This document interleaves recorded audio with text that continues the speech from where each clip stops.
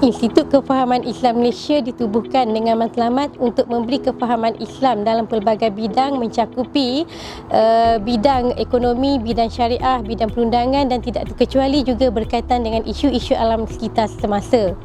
Sebenarnya sejak penubuhan IKIM kita telah menjemput pakar-pakar dari seluruh dunia untuk berkongsi ilmu dan pengalaman dalam pelbagai bidang termasuklah bidang alam sekitar, dan pada kali ini kita sangat bertuah kerana kita dapat bersama dengan pakar pemeliharaan ekologi Islam iaitu Profesor Madya Dr. Fakhruddin Majri Mangunjaya daripada Universitas Nasional Indonesia. Tujuan IKIM menjemput Dr. Fakhruddin adalah bagi memberi pendedahan dan juga perkongsian tentang pemeliharaan biodiversiti dan juga ekologi yang dipraktikkan di Indonesia, yang mana dengan harapan kita boleh ambil manfaat daripada perkongsian beliau dan juga boleh dijadikan contoh untuk kita tambah baik kelemahan-kelemahan yang ada dalam konteks pemeliharaan biodiversiti yang kita ada pada hari ini di Malaysia. Malaysia adalah negara Muslim yang sangat kuat dan negara Muslim yang terbesar, dan kita boleh memberikan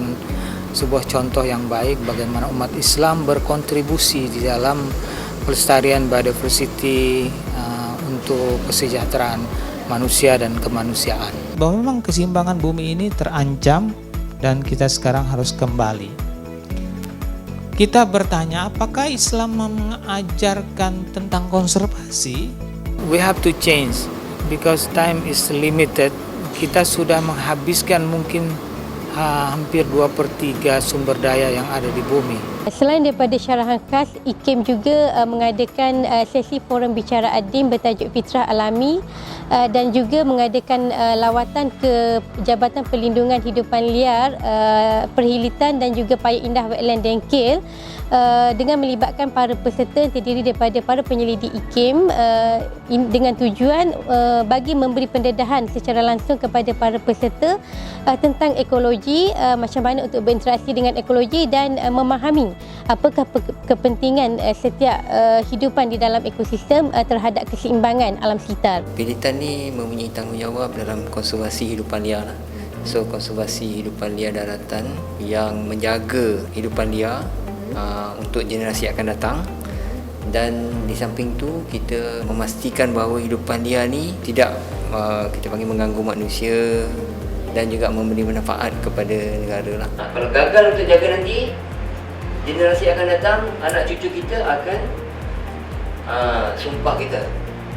Apalah dulu datuk nenek kita tak pandai, binatang pun tak boleh jaga, harimau pun sudah tiada.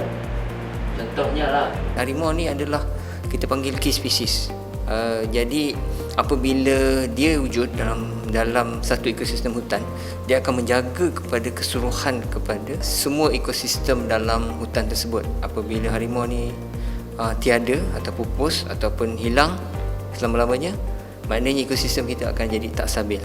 Orang awam supaya sedar bahawa janganlah memburu hidupan liar. Jadikan hidupan liar ni sebagai kita punya khazanah negara, kita punya harta kita untuk generasi akan datang. Save our Malayan tiger lah. Selamatkan harimau Melaya kita. Paya Indah Wetland ni dibuka adalah untuk memelihara hutan gambut dan ekosistem tanah lembap, selain meningkatkan kesedaran awam lah mengenai tanah lembap, dan juga sebagai memberi pendidikan kepada orang awam mengenai tanah lembap lah. Ada merangkumi 3 zon, di mana zon yang kita ada sekarang ni adalah zon rekreasi, dan kita ada zon pendidikan dan juga zon konservasi lah. Allah menciptakan bumi ini dalam keadaan seimbang. Makanya kita di dalam mempelajari mengenai ekologi di dalam Al-Quran, kita pakai entry-entry di dalamnya. Yang pertama entry-nya kita sebagai khalifah dalam manajemen bumi, hanya kita yang diberikan amanah. Islam rahmatan lil alamin bisa melingkupi sebuah frame kita dalam kerangka kita beribadah kepada Allah, melestarikan semua lingkungan hidup alam sekitar, di Malaysia wilayah alam sekitar, untuk kesejahteraan manusia. Islam sendiri sangat menekankan aspek pendidikan alam sekitar, aspek pemeliharaan alam sekitar, sebagaimana yang disebutkan di dalam surah Hud ayat 61 yang bermaksud Dialah yang menjadikan kamu daripada bahan-bahan bumi dan menghendaki kamu memakmurkannya. Dengan penganjuran program ini, IKIM berharap agar para peserta dapat manfaat yang semaksimum mungkin. Mudah-mudahan dengan itu para peserta yang menghadiri yang mengikuti program ini dapat menjadi insan yang lebih baik, yang lebih beretika terhadap alam sekitar pada masa hadapan, insya-Allah.